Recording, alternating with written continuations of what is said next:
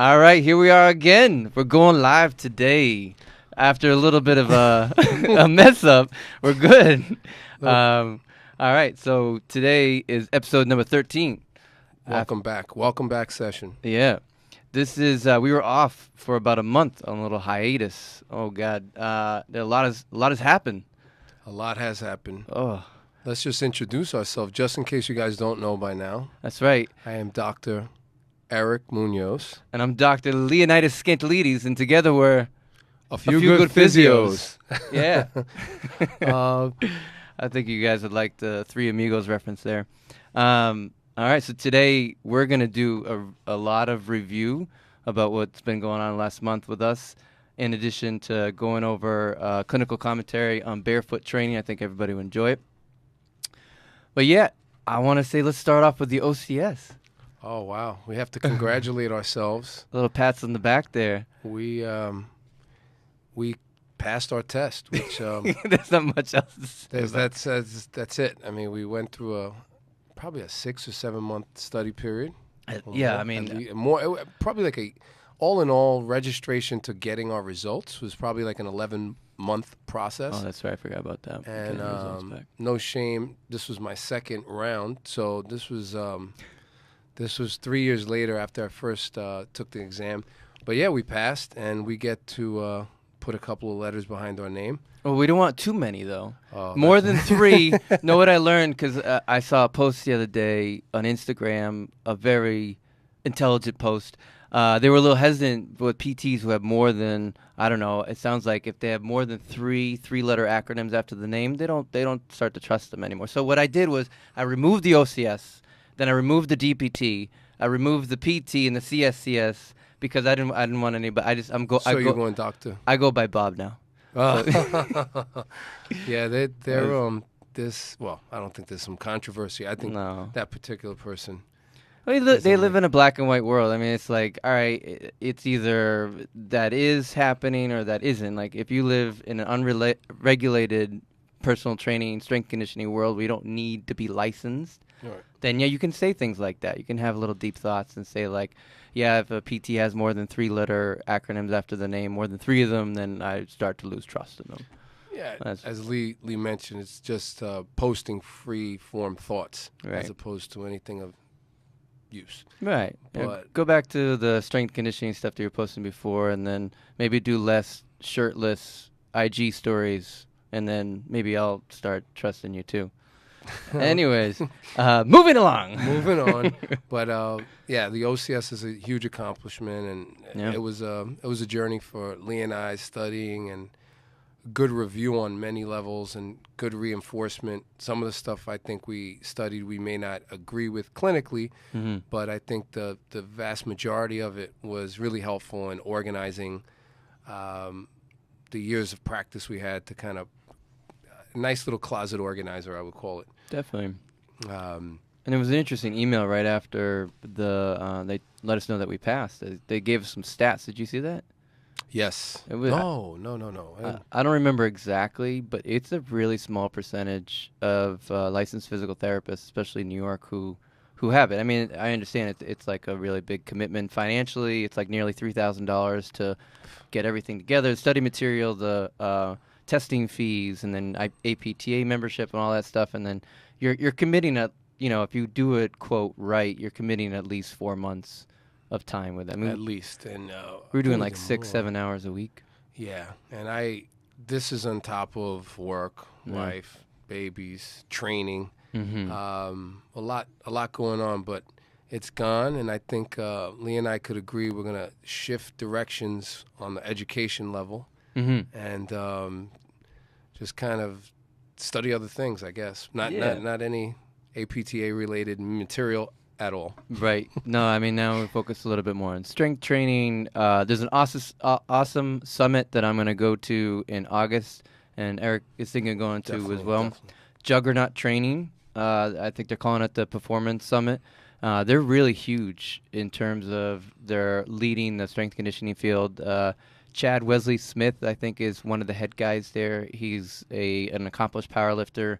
And he is very, very knowledgeable at programming. He does a lot of online courses, He's done this performance summit before, and I think this is the first time they're in New York. So the whole group of them are coming, including Quinn Hinnock from Clinical Athlete. Very cool. Yeah. I'm looking forward to that because I definitely, in this study, jiu-jitsu, new baby kind of situation, I've definitely veered away from challenging myself with some of the Olympic lifts and power lifts. So it'll be interesting as to start up back again. Yeah, cool. Cool stuff. Another big announcement, since our absence, we got published. So, that's right. Yeah, I forgot to mention that. Thank you, everybody, for we're getting a lot of good responses. We're getting downloads all the way from Norway. Wow. Norway, Canada, France. We had a France. I mean, most of them in the United States, but that was cool. And we're also with Australia. There were a bunch there. Thank you guys all for the support. I mean, we're getting some really good reinforcement, and we appreciate the kind words on social media. Social media, I think, is somewhat new for the both of us, as proven today from our Facebook Live fiasco. I'm still semi off the grid. Hopefully, making a little. You have more followers now, by the way. I do. People that I don't know, and I'm gonna let them follow. There's not much to follow. There's not much to follow. I have my wife. Who's probably watching this now. Hopefully she pulls me out of the dark and I get on the social. It's almost like this. I was telling Lee, texting him the other day, I'm sorry, man. You know, it's like this guilt of not being connected. But the truth is, it's time. But here we are. I mean, this is as social as it gets, I guess. Yeah, that's cool. And it's definitely something that I myself I wasn't on Facebook, and now I am, which is interesting to me because it's an added. We talked about it in our previous podcast, and where it's like Twitter, Instagram, online, and now I'm on Facebook, so I have another social media time suck. But that's about fine. 15, 20 minutes at least, minimally. At least. But it's all good. I mean, this is something I think is necessary this day and age to support businesses and also to connect to people, obviously. And this is huge. I mean, we're able to reach out to a group of people. I have to say that when Lee did a lot of the push to publish. You know, I wasn't in a necessary rush to, but we had a target, and that push was really cool to be able to download this on iTunes while I was away with the family. It was like, wow. Pretty cool stuff. So. It was nuts. And I did want to talk about that, was the fact that listening to all the podcasts again, just to listen, obviously to repost them, but also to listen to them to make sure it all went okay. I hate listening to my voice. I don't know about you. Oh my God. I was just like, Jesus Christ, this is...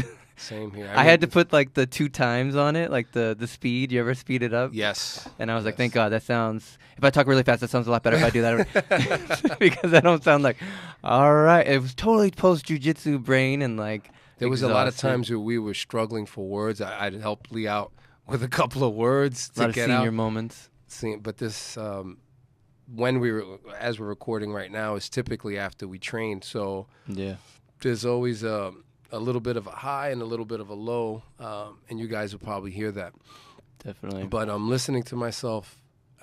It sounds very weird. It goes as weird as when I don't know how old I was, when I had like a Fisher Price tape recorder thing. And I used to be like, who the hell's that? But we're here now, and I think there's a lot of, I don't want to say growing pains, but a lot of learning experience in the last 12 episodes. Definitely. So going forward, it should be good. We actually have a couple of guests, unconfirmed, but we're going to have a couple of guests from the fitness world here in New York City. Mm-hmm.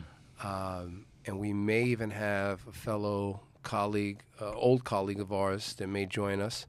So stay tuned for some guests. Yeah, that was really cool. If anybody who is in, our professional circles or was, and we had someone reach out to us on social media and asked to be the guest, and I was absolutely, we would love to have you here. Obviously, we would love, if you're a guest, we would love to have you here. That way we could record it in this nice studio at Gotham Podcast Studio with the nice microphones and the awesome engineers to be able to control the audios.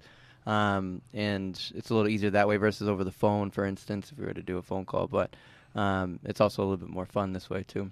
Yeah, the guest changes the whole dynamic we have here. Mm-hmm. But I guess our next point would be the hiatus from working out. Yeah, man. Oh, I want to. we have to update. No, Oh, the you Lee sure? I was update. gonna No, let no, you no, go, no. man. I think the Lee update right. because there's history on it. We have 2 episodes already. History. All right. Well, if you listened to the previous podcast, you know that I had gone through an injury that I got MRI'd and treated and stuff like that. That's all resolved in the sense that I'm not being treated for it anymore, nor am I concerned about it, nor am I taking time off because of that from jiu-jitsu or working out. But a new thing occurred, which was very scary for me. And I've been reflecting a lot about it on this last month because it's been I think the word that really best describes it was really scary. It was something that, I've been injured before, which I've talked about on the podcast, but to the extent where it's implied that I would have to get a more serious intervention like surgery or something like that, I haven't had that since I was a teenager. So like broken bones, I guess the last broken bone I had, I was like in my early 20s. So what I'm trying to say is bounce back. I bounced back pretty well when, you bounce back pretty well when you're younger. This time it wasn't. So somewhat of a long story short because, always know that like when people say that, it's never a short story. Well, it's a complicated, it's not a complicated injury. It's a scary injury, and I think for most of your listeners that maybe aren't well versed in Brazilian Jiu-Jitsu, if you saw it happening, it would probably be very scary. Right.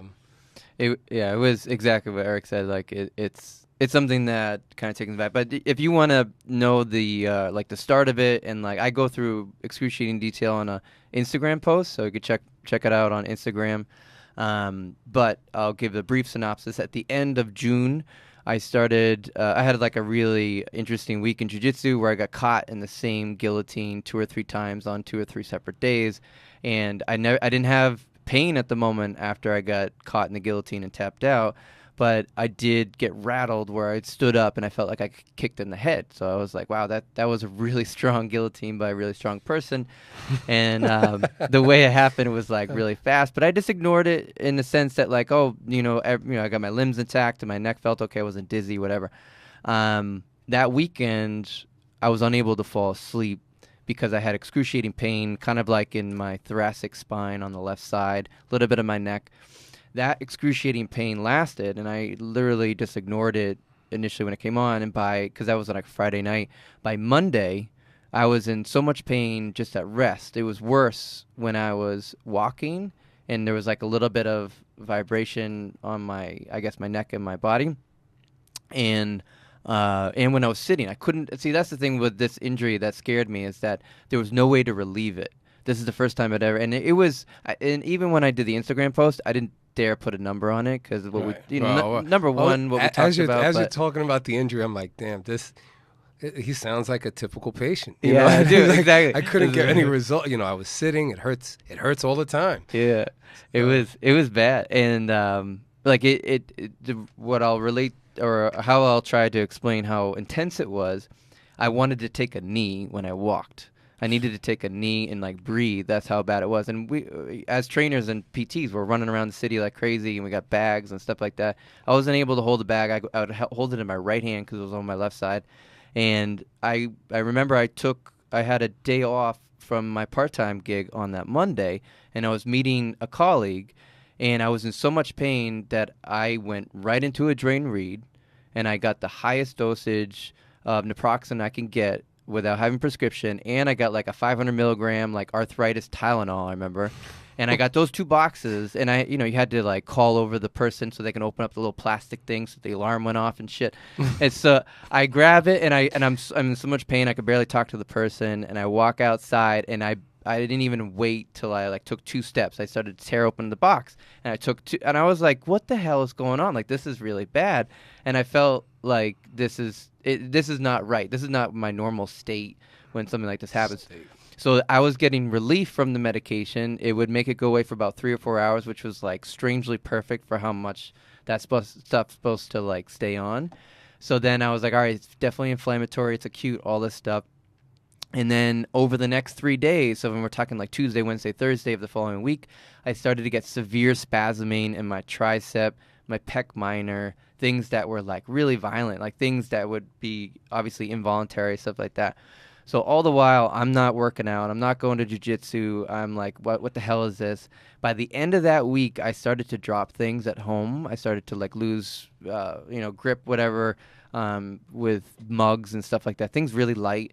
And then I was suspicious about weakness. So I asked some colleagues on that Friday to do some myotomo testing. And sure enough, I had a strict 3 out of 5 on my tricep.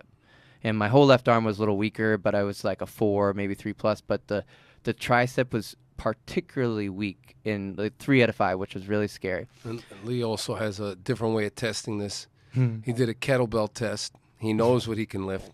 He knows how many times he could lift. And, he took the MMT to another level. That's right. No, that's exactly right. So I think it must have been the following week after that I did the kettlebell stuff because typically I could shoot out like a 32 kg press like once on each arm, and it's somewhat even. Some days on my left I could get 2. Some days I can get just 1, and some days I get nothing. But I was down. I could barely get up to 12 kilogram.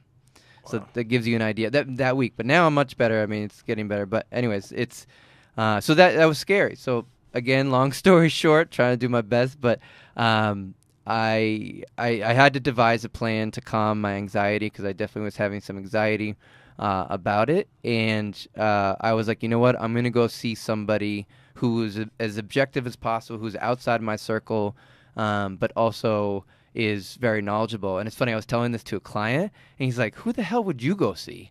And meaning like, he's like, tough cut, yeah. And so I was like, well, this is how I explained it. I was like, have you ever seen the movie Kill Bill? I think it was the second one. Did you see both of the Kill Bills? I didn't. I think I saw the first. Okay. The second one is where Beatrice Kiddo, who that's her name, Uma Thurman. Right. They do a flashback, and they show how she gets trained to be an assassin. So her boyfriend at the time sends her to this master whose name is Pai Mei, and he's somewhere in Asia, and he's like this really nasty teacher who's God knows how old he is. He's supposed to be like 100-something years old, whatever. Anyway, so I describe that's who this guy is. He's like Pai Mei, and we're still assassins, but we're not like this guy who can like he's 100-something years old and he can destroy people. But anyway, so this guy was one of our former professors. He actually teaches spine and orthopedics in an association that we always talk about in NYAM. So if you don't know about NYAP, it stands for North American Institute of Orthopedic Manual Therapists, and they are the most known for being able to assess and to examine the spine. So we're talking cervical all the way down lumbar and sacral, and the reason why I like them is because they're testing hypothetically, they're testing all the way down to the ligament level, and also they could rule out really bad things, and they're known to do that. So their skills are very high. So I went to go see him. He was fantastic, and he said everything in a logical manner to me, and was able to give me a plan. And his hypothesis, I think, is absolutely true. And basically, I got my nerve traction, and it's only traction in the radial section, so that the radial nerve really strongly innervates the tricep. And I also had some ulnar weakness as well, so he thinks the ulnar nerve got it. So anyway, so it was a brachial plexus injury. So I got traction a little bit versus something else would be like my fear was, like a fracture of the neck and/or a really bad disc injury that might take longer to heal. Anyway, so he was like, I think you should still get an MRI just to be clear, make sure you're on the right track. That will dictate your recovery, all that stuff. And I got that this morning, actually. And so once that comes back, I'll be curious to see what they say. But I'm on the mend. I'm definitely stronger. I've only saw this individual twice, and I have a plan of action, and I've been starting to implement it already, and I already feel better. I do not have any more pain. The pain went away pretty quick. After that week or two of spasming and radiation, I had some like nerve symptoms in my elbow, but then that went away, and now I just have the weakness. So that's technically a good sign. And less weak. less week now. So now I could get the 16 kg up 5 times. Crazy. So that's still low for me, but it's still a building block, and I feel hopeful. I think going back to the clinician, it's probably important to mention that this clinician, although he's NYOMP trained, he's trained in a lot of different systems, and he kind of layers a pathoanatomical model, but he completely gets the whole pain. He gets the whole pain science, and he's a bit of a beast in terms of education. I think early on when Lee and I got out of school, any continuing education course, probably like 3 or 4 continuing ed courses I took, this guy was there. Either his clinic was hosting the continuing ed, or he was there. Anyway, it's just pretty interesting. Lee describing his experience to me. It's so as physical therapists and like ourselves, when we do get an injury, all of our knowledge kind of is almost useless, and if in some cases harmful. Yeah, true. And because of it's like because of thinking of consequence, thinking of I guess the worst case scenario. I went so right you to just that, by went. the I way. mean, the fracture would be one of the worst case scenarios. I went worse than that. I went based on. Oh, yeah, I know where you're going. No, I went right to cancer. I went right to like a lesion, because the way it came about, like Friday night, worse at night, worse with like the most mundane things. I couldn't stimulate it, and I thought fracture because it was high velocity. yeah. But very but interesting. the state, you mentioned the state, and I could definitely attest to the injuries I've had over the years. How quick, and more recently when I had a neck injury maybe 5 years ago, and it was the oddest thing when your whole arm hurts or your arm goes numb and it's positionally changes. But Lee's back from the dead. He's back. He's do you have a start date? I do. So that's a good question. So for my own mental health, I went to the office at Henzo's and I froze my membership and I gave myself 2 months. Good. So that would have been if I kept going, it would have been September 23rd. But I might go back. This was a group decision through my therapist and through myself. I might go back by September. Cool. So I'm giving it just a month. So it was like a solid 3 months. It was the end of June all the way up to September. But I think I'll be good to go in terms of the safety aspect of it. Now, in talking about taking breaks. Yeah, man. I've taken a break since we stopped recording in June. Right? It was late June. Late June. I've done some travel with my family, which was great. The first couple of weeks of July, I was still kind of training, both strength training and jiu-jitsu. And the last 2 weeks, I took a break from everything for the most part. So no jiu-jitsu, no strength training outside of some beach workout that I don't even want to mention. Yeah.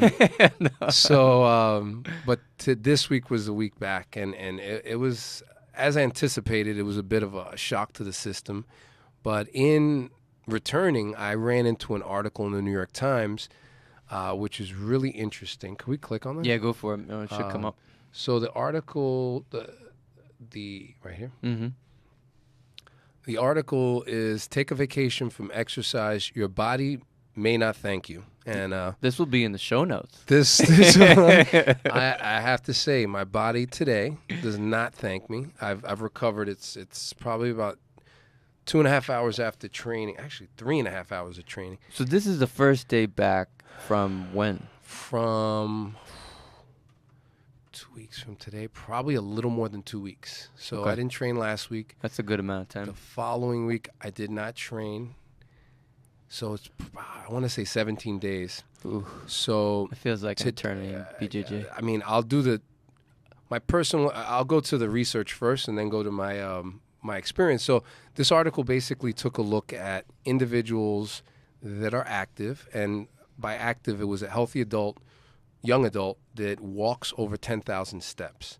What they told these individuals to do is to cut back their activity to under 2,000 steps and no strength training outside of just walking. they took a look at their metabolic rate, their insulin resistance, and in 2 weeks, a young adult had changes in their insulin resistance and at the level of the muscle fiber, less, what the hell was the word? Ability to take care of sugar, right? So it's really a metabolic thing that they were looking at. It's like the turnover. The turnover. And basically in 2 weeks, these healthy individuals, young individuals, had issues. Now, issues, they were different, changes.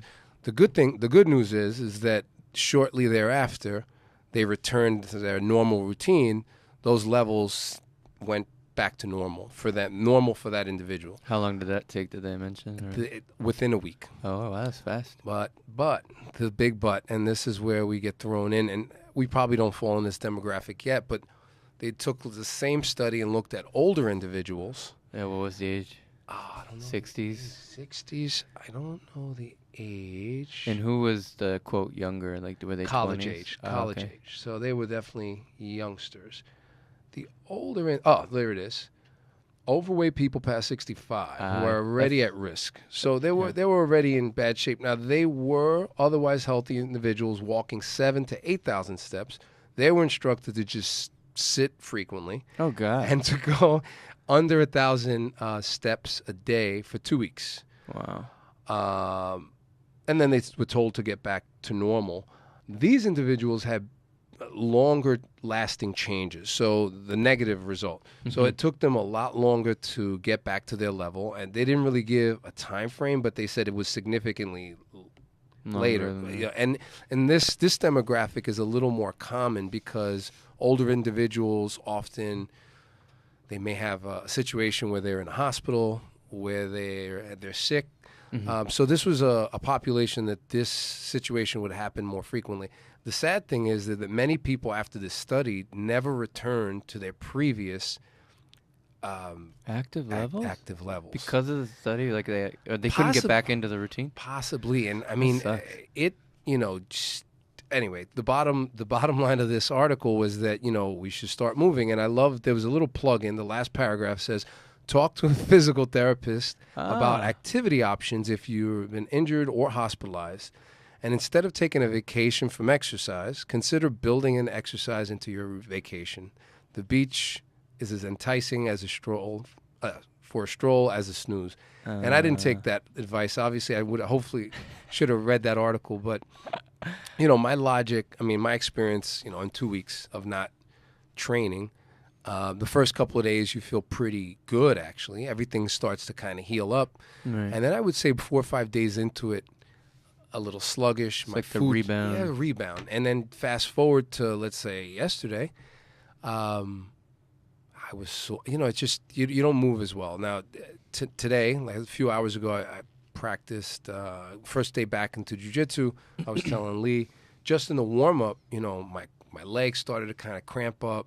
My endurance with my training partner was pretty low. And my recovery after that hour, I was huffing and puffing and sweating and dragging myself along for about an hour. So, the moral of the story is keep moving. Yeah. And even if you're on vacation, modify your routine. I wouldn't say stop. And if you have a case of injury like Lee, that's a different story. But vacation doesn't mean a vacation from your health. I think that's super important. And this is really interesting because it highlights, I think, a key frustration that we'll see in our patient population. This quote, lack of an immediate result, right? Like we have to guide the person into the fact that it might take them a little longer. Like the last time they were injured, similar to me, was like, let's say back in their 20s where they can technically bounce back. And now we're just trying to guide them back to recovery. You're still going to heal. You're still going to get better, but it's going to take a little bit of time. You're going to have to be a little bit more disciplined.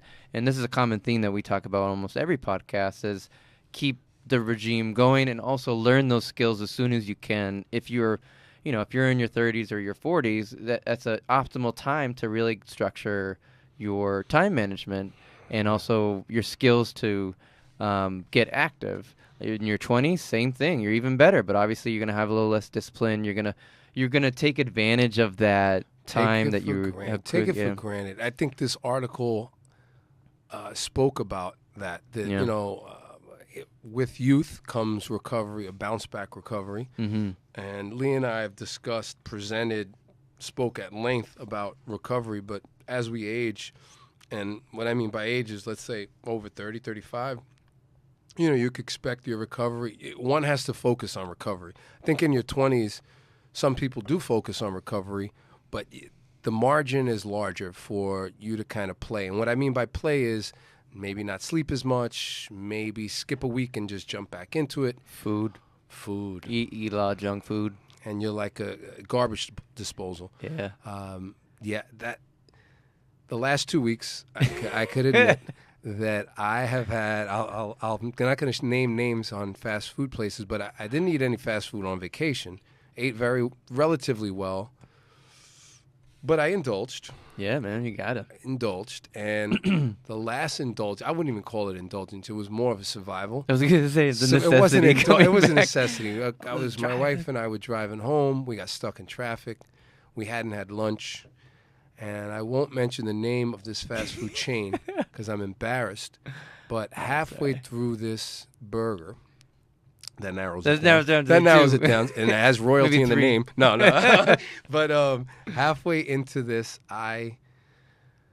halfway into this burger, I was like, whoa, what am I eating? This isn't really food. No. And then I just start thinking of all the documentaries, what I tell people, what I tell my clients. And I told my wife, I was like, babe, you don't mind, I think I'm going to throw this out. And she was like, no, throw it out. If you're full, I don't want you to get sick. Don't overeat. Anyway, so. Jeez. But I'm back on track. Blueberries are flowing. Nice. We got the juices flowing. Kale's going. Brown rice, turkey, water. We got plenty of water. Gotta hydrate. We're hydrating. I'm back in action and looking forward to getting back into movement. So yeah, man. And for those of you who have taken a time off of exercise, I mean, the toughest thing is to break the ice. Even 2 weeks. It is. It's breaking the ice. I have to say that because. For me, I did my first workout today, by the way, and it kept it really light. I didn't want to be in a lot of pain for the next couple of days, so I was like, did it really slow. But that first time back, I was scared. Once again, I'm using the idea of fear. That was how I felt. I felt scared to I'm going to be so much weaker. I'm going to have to use all this light weight, and I'm not going to be able to do the same amount. Like, what if I do too much and I pull something, whatever. But I put my headphones on. I was like, this is what you're going to do. This is what you would do for a patient if they were in the same situation. You really have to talk this stuff out. It's so annoying, but you got to do it. This is the discipline. This comes into the discipline. I mean, obviously, Lee and I have a bit of a background with this, but I can't imagine, I could. We deal with it on a daily basis, what a patient goes through that maybe they don't even have a movement practice in their life, right? No, that's it. And, as a professional, well, they have X going on, X pain, X injury, but what they really need is movement, right? Right, yeah. So for those of you who don't have movement practices, you should, again, start light and just know that once you break the mold of not moving, your body starts to crave it to the point where when you don't move, for instance, during my vacation, halfway through it, I felt like, wow, I don't feel good. Yeah. I feel a lot of crazy thoughts come through your mind, but you just don't feel balanced. Yeah. I do have to comment on the lack of movement that I've had over the last month. Craving it, 100%. Meaning but of course it's after some not bad stuff, some negative things either I said, did, whatever. Because if you were on a regular movement schedule and you're kind of pushing yourself on certain things, you get to release a lot of stuff. So yes. I was a lot more irritable. I was craving a lot more junk food, definitely more alcohol, and then you'd have this huge guilt trip the next day when you really pig out or drink a lot or whatever. How do you deal with that? Well, a little more. It was yeah, exactly. I got to drink tonight because I'm hungover. But it felt really good to kind of get back on track and move again. And it's really medicine. It's really I'm very happy and fortunate that we've been introduced to movement practices and we took good advantage of it and we learned about it. And now I have a certain state where I crave it if I don't do it. I feel happy about that and fortunate. And it truly is. There was an article a while back that said what if exercise were a pill, everybody would be on it. And it's true. It literally was medicine for me when I did it, and it should be for all of us in a sense that if we know how to do it and implement it safely and properly, it will be. It'll eventually be something that will be normal. And I think this movement practice / exercise we're discussing is really scalable, right? It doesn't matter if you're 2 years old or you're 92 years old. For the most part, 4 limbs ahead. That's right. Move, rotate, lift, push, pull. Step, squat, lunge, it's a 5 movements. Jiu-jitsu! Yeah. And jiu-jitsu is necessary. It really is for us now. But yeah, that's enough. I mean, we spoke at length about our experiences, but it's been an interesting month, and yeah, we're gonna get into the meat and potatoes. Sure. I'll let Lee set it off. All right. Some barefoot training. So this was an interesting subject for the both of us, only because I think, for the most part, we get bombarded with this question all the time from patients, and not in a bad way. It's a very controversial subject. Plus, it's a very people need to know about it because there's so much information out there. So barefoot training.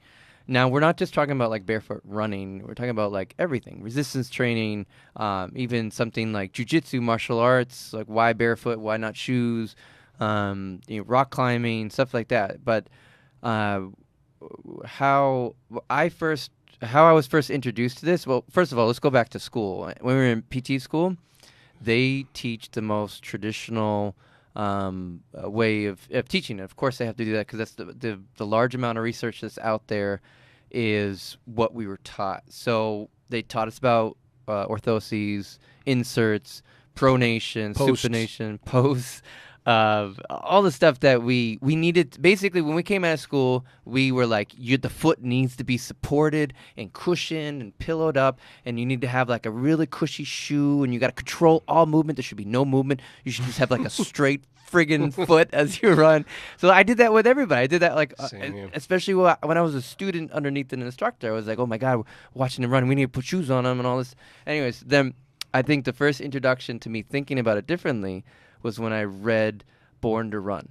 Great book. It was awesome. What is it, McDonald or something? I don't know what his name is. I can't remember his name right now. Born to Run it speaks about the Indians in Mexico, right? Exactly. Yeah. So that was the coolest thing. And first of all, he's a fantastic writer, and the way he wrote the book, I'm a terrible reader. I don't read a lot of books. I think I've explained this already. So like for me to read a book that quickly, it was really easy to read and really fun to read. But he talked about going to this tribe in Mexico and learning about their practices and learning about how they ran and how they had just basically the sandal that they would wear that was just a rubber sole that they would cut off from a tire and tie a couple strings, and they would run ultra marathon distances and things, and they would do it from young. I mean, obviously they developed their body to this extent where they could do this from young. But anyway, so that book really stimulated for me to think about my martial arts background and my feet.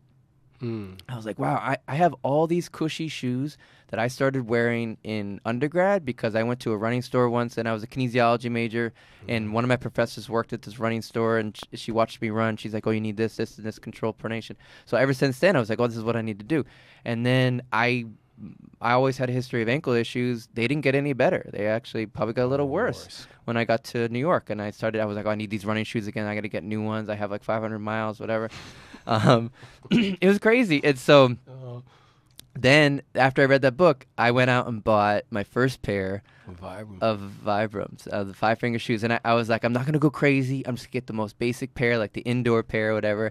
And I started to run around in my parents' backyard, and they have about an acre of land, and so I was running around like in grass and stuff like that. So I made a strict rule for myself. I think it was just kind of playing it out. Like I'd only do it.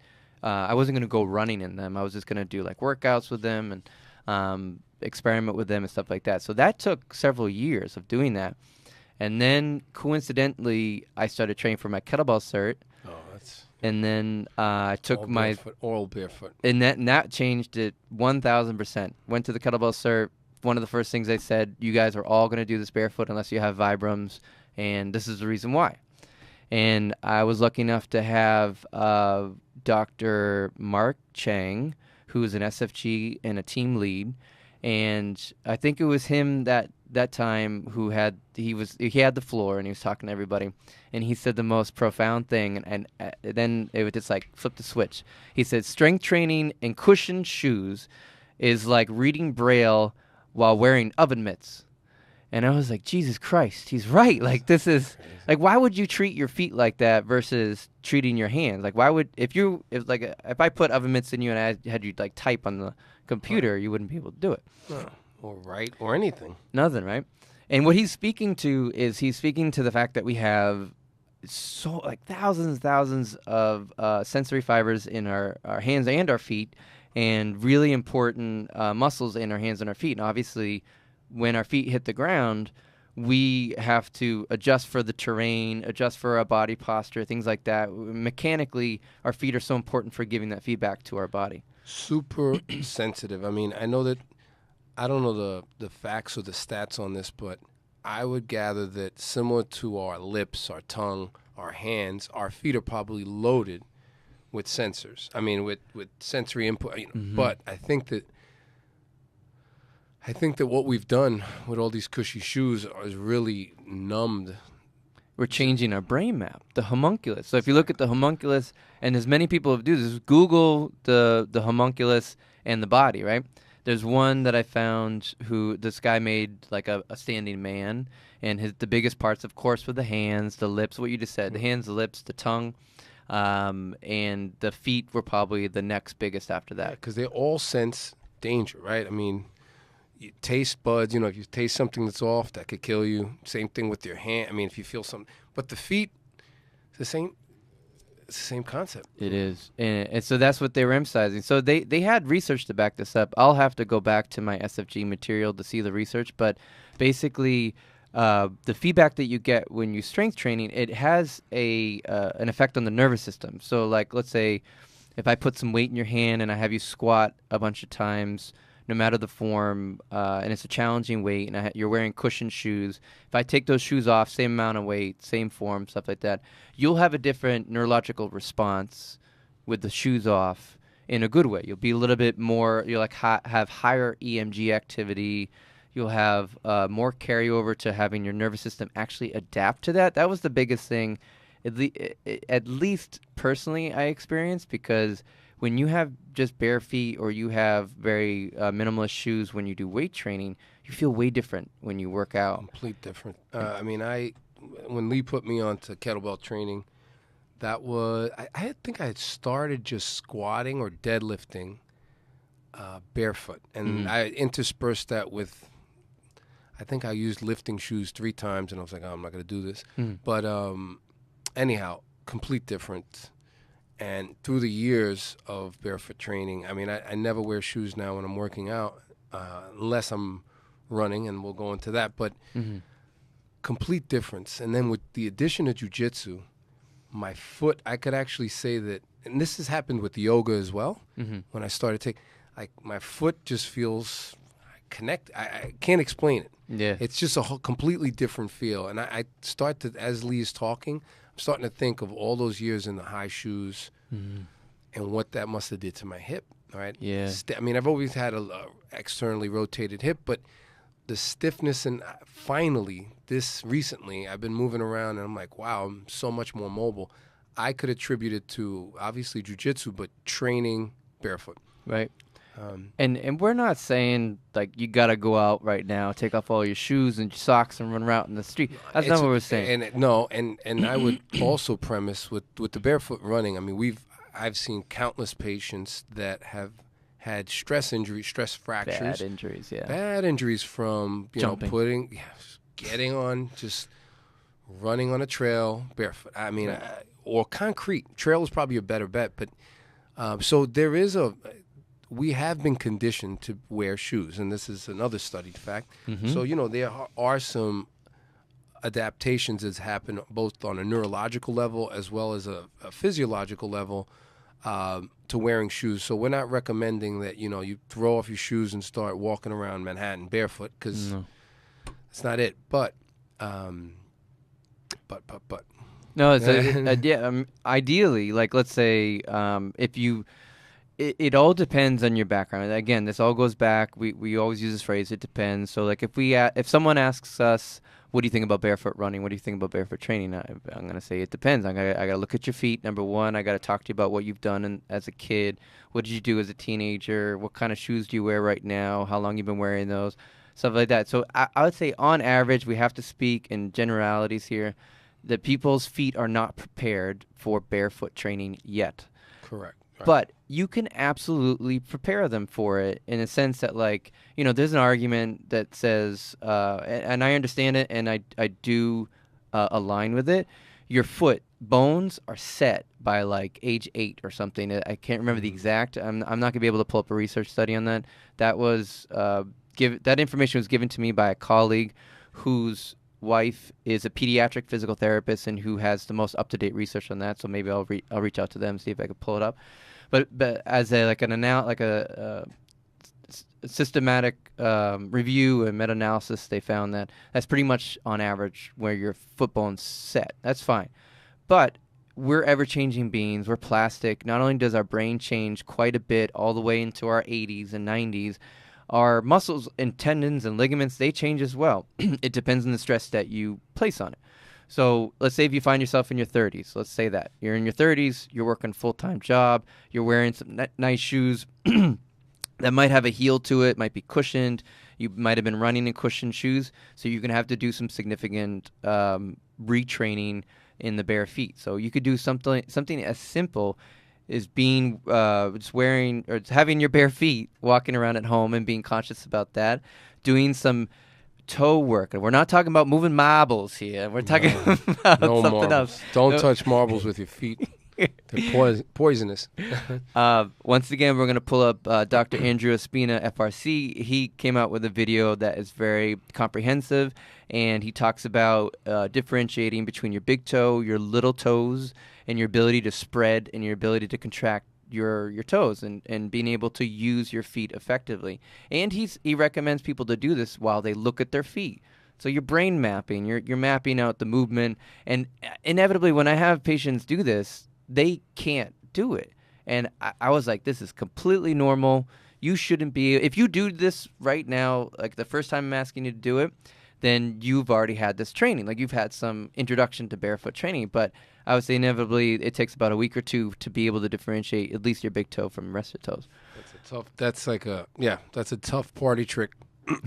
Many clients, many patients can't. Then physically you could lift their toe for them, and rarely could they hold it there. But Spina, you shared that with me, and I've shared that with a few patients of mine that found it very helpful. Yeah. But surprisingly very tough. Like it is. You think you have control of your feet, but most of us don't. No. And if you ever, one of our former mentors, he used to do this with patients a while ago, and I was always dumbfounded by it, but he would have the patients close their eyes, and he would grab each toe, and he would ask them, which toe am I grabbing? And after 1 and 2, they fail every time. Like, I think, I've never done this to a patient, but I recently had a traditional ballet dancer patient, and I'm always blown away by what they could do with their body and movement-wise. This patient, they just demonstrated real quick, like a movement that they did in dance, and the movement had them reach out with their leg and foot, and as she reached out, she literally spread every toe as if they were like a hand, and then retracted it back, but the control of it was insane. It was, so that is another thing too. We're so accustomed to our feet being stiff and immobile. When I see something like that look like a hand, like you're like, well, that doesn't look normal. Like I don't recognize that as something normal, but I think it can be if you train the foot. Absolutely. Think of jiu-jitsu. Think of some of the jiu-jitsu instructors have those same kind of prehension in their feet. They show our boy Z. Yeah. He does a little ballerina foot. His foot looks ridiculously strong. It's like, oh, that thing's so strong. And I could, you need your feet. You really need your feet. But for sure. Barefoot training, what we're recommending is not to completely change your game. Right. But it is definitely something that has to be gradually done, and there's no real protocol. I think with like Vibrams and stuff, they give somewhat of a There is a program on their website, and it's very basic. very basic. It's a general guideline, Yeah. and that might be for running. I'm not even sure running, walking, or even using them. Right? I mean, I think just using them. It's really about exposure. Like anything else, all this stuff is about exposure, strength training, stuff like that. There have been really intelligent people who have come up with programs. I wanted to mention this one gentleman. He's a physical therapist. Again, I believe out of the UK. His name is Tom Goom, Goom, and he has the handle, the running physio. I think in terms of a resource, he's probably one of the best. He combines evidence. He combines his own experiences with running, his clients' experiences with running, patients' experience with running. He trains elite runners. But he has programs out there for something like this. Now, he doesn't necessarily go into, he'll talk about barefoot training and stuff like that, but he inevitably will say, like, you'll have to come in for an evaluation to give you an adequate way to transition to something more like minimal shoe. But yeah, so like exposure is super important. In general, this is what I would recommend. You definitely let me know. no, go for it. I think feet are too supported and feet are too cushioned in a sense that like we give too much we're trying to block movement always. We're always trying to block movement. I don't think that's the right way to approach it. I think you want to expose as much movement as you could at the foot, but that movement should be controlled. So how that even begins to happen is doing simple things that we just talked about from Andrea Ospina, the intrinsic toe work using big toe and little toe dissociation, and then walking around barefoot at least in your apartment or your house. Get used to that. If you have access to grass and like a field, going on the weekends, maybe spending like 30 minutes to an hour walking around, maybe running around a little bit in the bare feet, see what that feels like. And then over time, you can start to transition into shoes that have technically what they call a zero drop. A zero drop is taking away the 2-to-1 ratio of the natural shoe that everyone has. So like let's say we'll talk about inches. So every shoe has 2 inches to a 1 inch from the heel to the toe. And zero drop means we take that away. It's a 0-to-0 ratio or 1-to-1 ratio. So there are many companies that do this. I'm wearing Ultras right now, and they have like a city shoe that has like a nice thick sole. But I could put them up. Here we go. Okay. But yeah, they have a really thick sole. But they have a wide toe box. Vivo Barefoot is another awesome company. The only thing with them is that a lot of their shoes will have a very thin sole, so it can be a little hard walking around the cement. I love Vivo Barefoot for indoor like work. Like I do all my treatment, or I try to do all my treatment in either bare feet or Vivo Barefoot. That's my favorite. And then there's some other brands out there. I'm not familiar with the name right now, but those two are kind of like my go-to. They have the wide toe box, zero drop. So that's where you would start. Obviously, walk before you run. But a good saying that I heard once, excuse me, get in shape to run. Don't run to get in shape. Right. That's like a key thing. Treat it like almost like your strength training. It's a skill. I mean, that's one thing that I think most of us take for granted. Like we think, well, children run naturally, but for the most part, running is a skill set that if, you're not well versed in, that's something I learned with running a few half marathons, and in training for that the first time around, I had Jay take a look at like my running form, and we talked about, posture, and anyhow, yeah, running's a skill. So it's not something, I wouldn't advise someone that doesn't run to just start running like and not looking at the integrity of the foot, knee, hip, the whole system. Everything, yeah, it's pretty good. I mean, anecdotally, as Lee was talking about graduate school, while I was in graduate school, I went to a running shop, and I bought, there's this person that was a running expert, and she was like, well, you pronate, you need like pronation control. And I got the thickest shoe I ever had in my life. And I was, up to this point, I was doing sprints on the treadmill at like 12 miles an hour. I was having a good time with those shoes, one sprint. And that's when I had knee issues in school. It was a quick, luckily it passed. I remember this. So all of my professors were... I just remember examining your leg, and I was like, "Oh, you got this going on." Yeah, I have no idea what the fuck's going on. The meniscus, you tore your meniscus. That's right. And it was sharp. It was pretty sharp. So anyhow, these shoes, we had to, because that was the only, I knew it was the shoe. It was literally started running, but the people that we recommend to go to running shops, what I always recommend in going to a running shop is a good running store will give you a spectrum of shoes. Yes. And they will go, hey, this is not going to support you at all. This is moderate support. This is a lot of support. I always tell people to veer on the bottom half of that. And I'm not against running shoes at all. I think it's, if you want to run in running shoes, that's fine. But to train in them, strength train, to live in them, to commute, to do all your things, and you're putting yourself at a disadvantage. I do believe. I mean, so it's this common ground that Lee's mentioning on how to introduce some kind of just connection with the floor, literally. Yeah, and it's funny you say it. I think it's really, in general, it's this mindset that's been around for so long. Excuse me. Let's say you have a shoulder injury, right? Go to the doctor. The doctor's like, "Oh, you hurt your shoulder. Maybe they'll recommend go get PT." PT is gonna check it out, check out your deficits, but eventually, the goal of therapy is gonna get the shoulder to be what? It's gonna be like stronger and move more, right? And tolerate more and get you back to It's completely all that. different on the foot. You hurt your foot. What do they do? First thing they do? We're gonna put you in a boot. And you got a cast when you injured your ankle. That's insane. Or they give you an orthotic, or they may even tape you or kind of immobilize. If they don't do the boot, they immobilize you. Right. I know someone very near and dear that had like a gauze. My mom. Oh. Yeah. Like an ace band. Like I was like, what is this? This It is wasn't not even. doing So it was just wrap a paper napkin around your foot. But I have also. I mean, I shared with Lee. I had a patient months back that had a very, very high orthotic to the point where it was like a heel.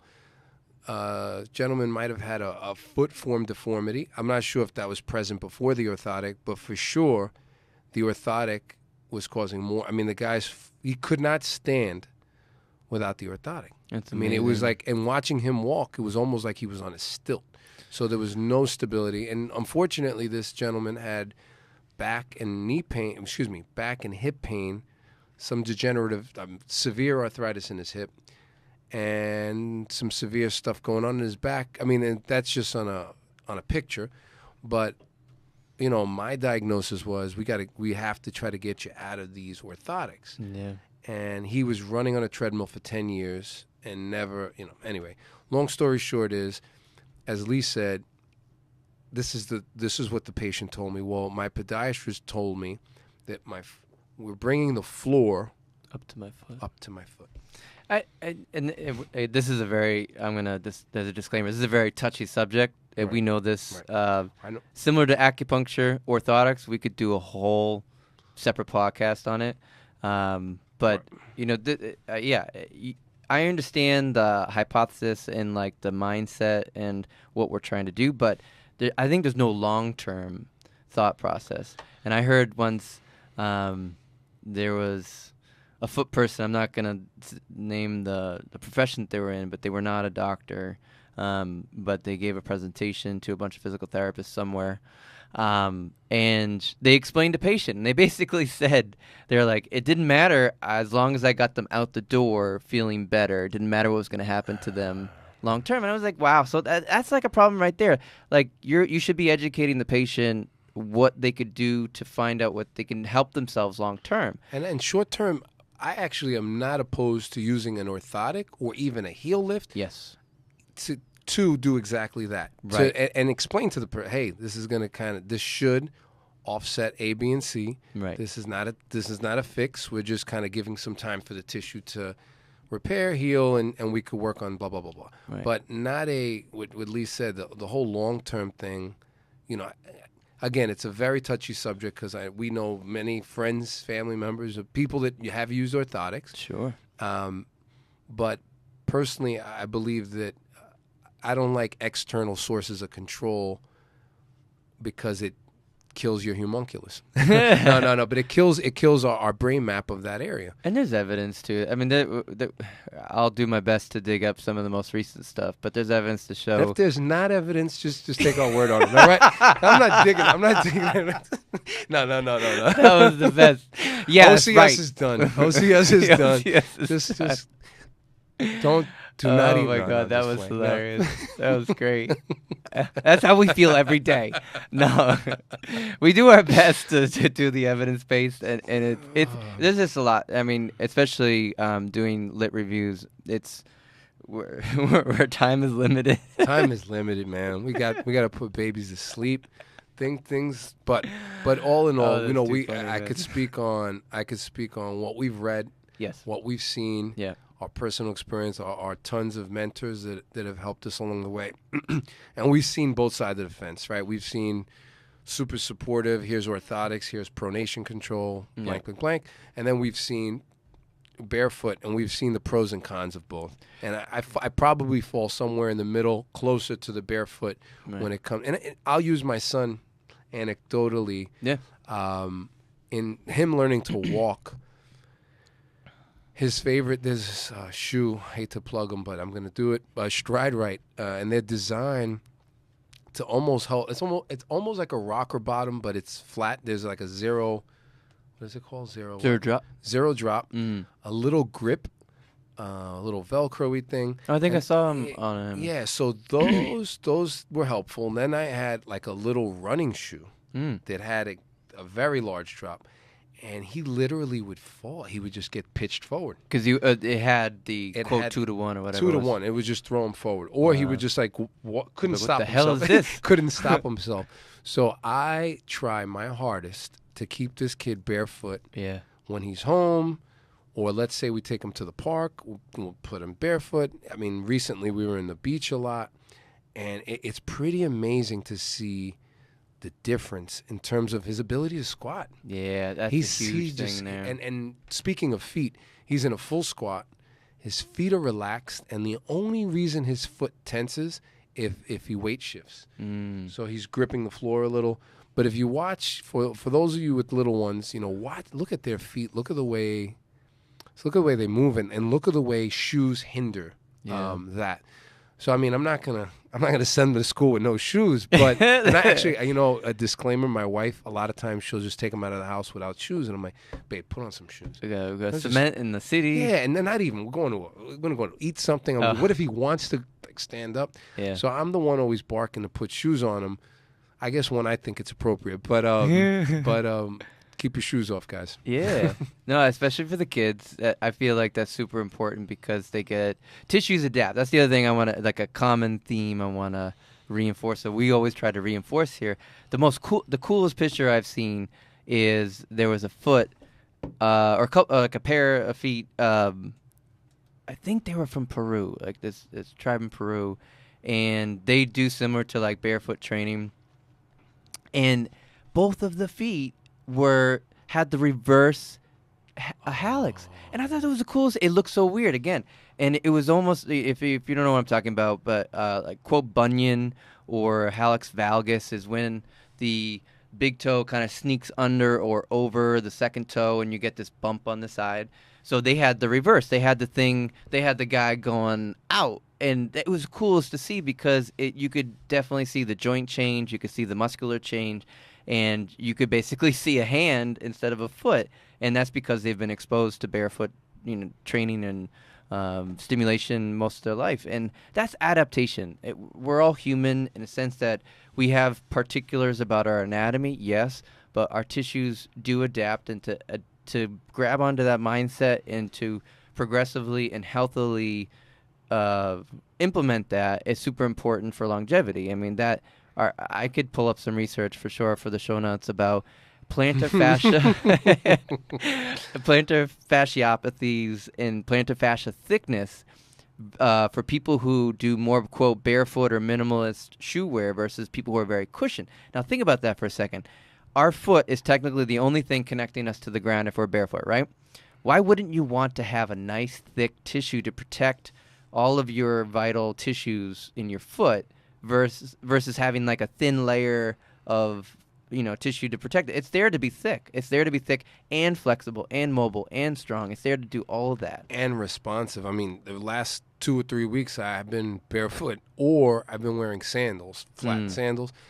And I can't tell you how many times I stepped on something and I just pulled away quick. And I'm like, oh, shit, that's a little sharp, or that doesn't feel right, or that could be a crab. But your responsiveness is a little quicker.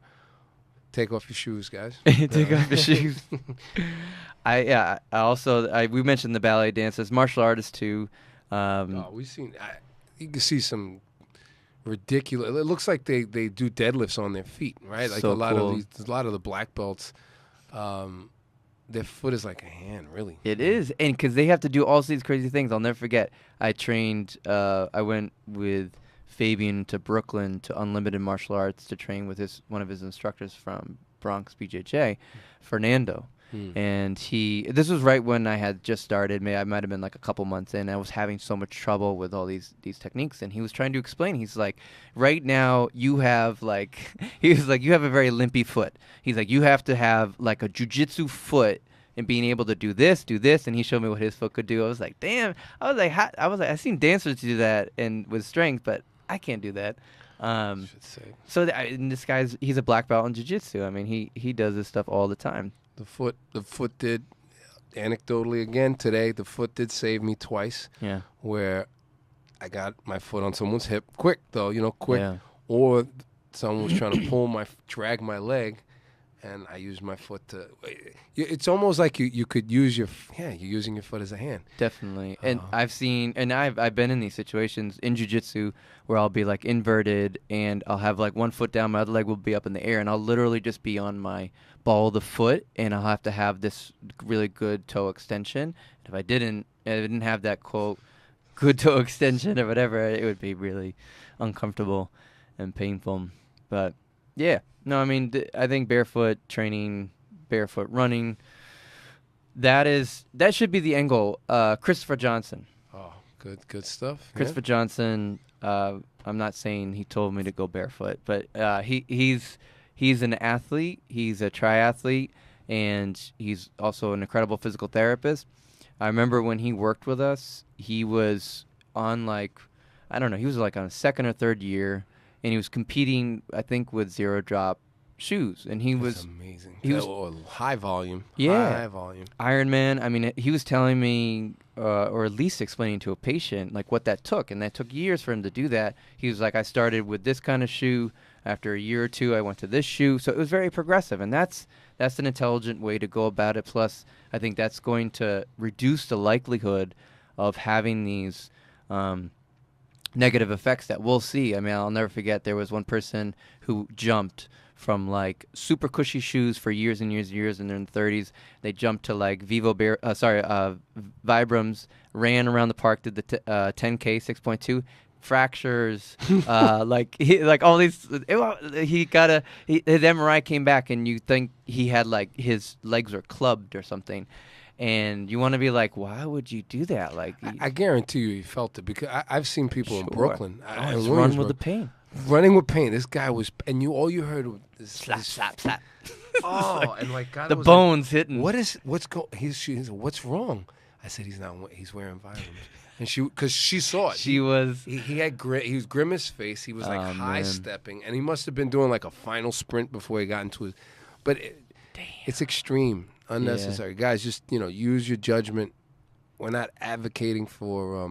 We're just advocating for progression, longevity, and progression. And this is what I think people come see us for. Is like, what will we see as a long-term outcome for this? Plus, we'll help you in the moment. But like, if you want to be doing this for the rest of your life, you shouldn't progress to a more cushioned shoe. what sense does that make? I mean, that doesn't seem to help. Well, going back to this patient that I saw, I kept. It must have been like, I don't know, 3 visits, and every visit I would be like, I would say, "Wow, that's a high orthotic." Yeah, that's right. I And then remember he you showed me said, that. he said, "Well, to be fair, I pushed to get them increased a bit because it always felt better to have them a little higher." It's always gonna feel. So he, yeah, of course, you're shortening everything up. I feel better when I lay on my cushy pillow at Right, night. right. Like Well, right, and I like the form-fitting pillow I have myself. But you can't. Yeah, I mean, where do you go from there? Like you Right. just said, you're just gonna walk on stilts, I guess. you can't keep building it up. I mean, he'll be like those guys with the really like the clowns with like The stilts, yeah. stilts, I guess. Yeah. Anyways, I did want to talk about real quick, unless you had any other barefoot stuff. No bear. I think We barefooted it out. we took the shoes off. We took the shoes off. Real brief, not to talk about too much, but I pulled up when we were creating the show notes for the first 12 episodes, pulling up links and stuff. I found our graduation video. Crazy. And I sent it to Eric. I'm tempted to once we have our website up, which it should be soon. We'll get that up. We'll put the graduation video up there. But it really took me back, and it also made me feel good because when we're kind of grinding. We're always pushing forward. Family, new job, start our own business, stuff like that. It's hard to feel like, at least for me, like same. like a solid, like, all right, cool, we did that. That feels great, but it's a never-ending to-do list, Yeah. and sometimes you lose. You kind of forget of how far you've come because you're always looking ahead of you. I mean, we rarely look back and say, "Well, I did this." I mean, and it's almost pointless when you're trying to go to the next level, right? You Right. really can't. I mean, but the video did put things in perspective, similar to that. I said, "Wow, we've come so far." Remember those days? We were in the trenches of graduate school, and the truth is, the trenches were pretty fun. In retrospect, a lot of those times were fun, and we were relatively clueless to what was to come. You know what I mean? So true. We were in the holding chamber. Yeah, we had no clue. I mean, I always used to tell people this in school, and I talked to Lee. I was like, I'm thinking of this as an investment, a business investment, and it took a long time. Still, I'm working on it myself right now, but to really profit from the experience of school. I mean, obviously we have careers. I always tell Lee and others that we've secured a lifetime kind of job right now, Yeah. and it's not a job, but going into the career, and now sitting here talking, we're doing what we want, which is great. Yeah. But the video kind of definitely, it was good to see because, as Lee said, we day to day you often don't get the carrot. Definitely. From your hard work. I definitely lost perspective just because I was having a little tough month with a couple things. Definitely the injury was one, and I had some encounters with some people, and that really kind of put me down a little bit. But after seeing that video, I was like, you know what? I feel so fortunate to be where I am right now and having the support that I did going through that, and even now having the support that I have now, and I'm able to do what I wanted to do back then, meaning like we have the base knowledge to begin to kind of guide people in the right directions for things, and we have somewhat of You're being modest. I think we have we're gonna do more than just begin. We do it on a daily, and we forget about this. No, we do. We totally forget about he's being modest, but the truth is we do help people, and We do, and we do have highly specific skills to get our point across and to help others. Yeah. I mean, it's not just getting our point; it's just the best point. barefoot, kettlebells, Take off your shoes. jiu-jitsu. You better get those 3 things right. I want to see you front roll before you could. I don't want to roll. No, but we've got the tools, man. I Yeah. mean, but being modest and humble and knowing that there's a sea of stuff still out there for us, and but we hope to be on the cutting edge of the wave of what's to come, which I really think will probably be a whole pain science, neuroscience Definitely. breakthrough. I can't wait. I mean, I feel like I sent you that link the other day about the San Diego Pain Summit. Oh, yes, yes, yes. So as that's the only one that I know that's like a kind of worldwide. They get together all the pain science leaders to present and all the most recent information. I feel like there'll be more of those things out there, which would be super cool.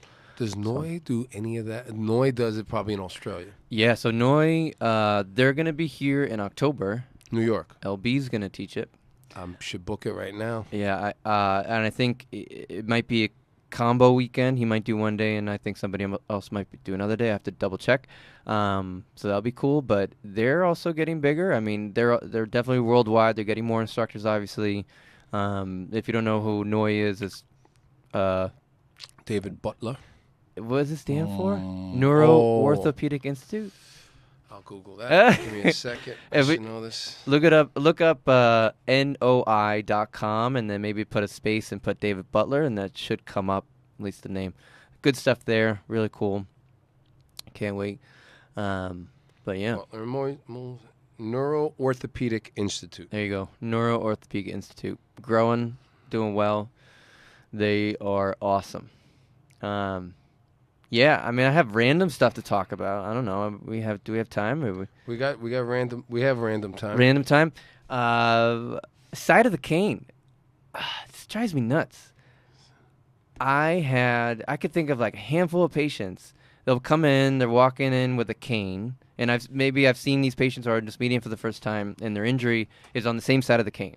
And so then I start to like, oh, hey, listen, you would want to use the opposite side of the, where you put the cane. And they're like, oh, what? It's like, my doctor said I should do this. And I was like, well.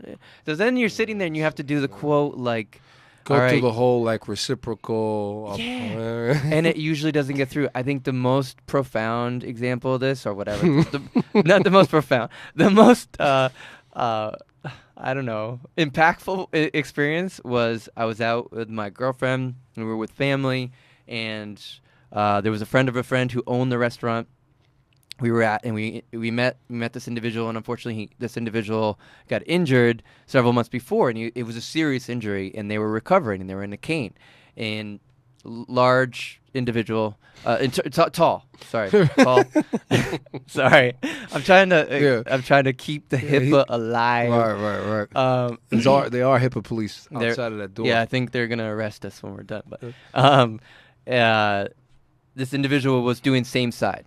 And so leaning over. Yeah, leaning over. You could see his back shifting back and forth. So I introduced myself, and the friend of the original friend was like, "Oh, this is so and so. They're a physical therapist." And he was like, "Oh, cool. All right, very cool." And so he asked me a bunch of questions, and I got to know him a little bit, like his name, stuff like that, and talked to him about where he was. I was like, "Hey, listen, you should probably change the side of the cane." And he, again, same wide-eyed look. And was like, "What are you talking about?" He's like, "My doctor told me to do this." He's like, "I'm left-handed."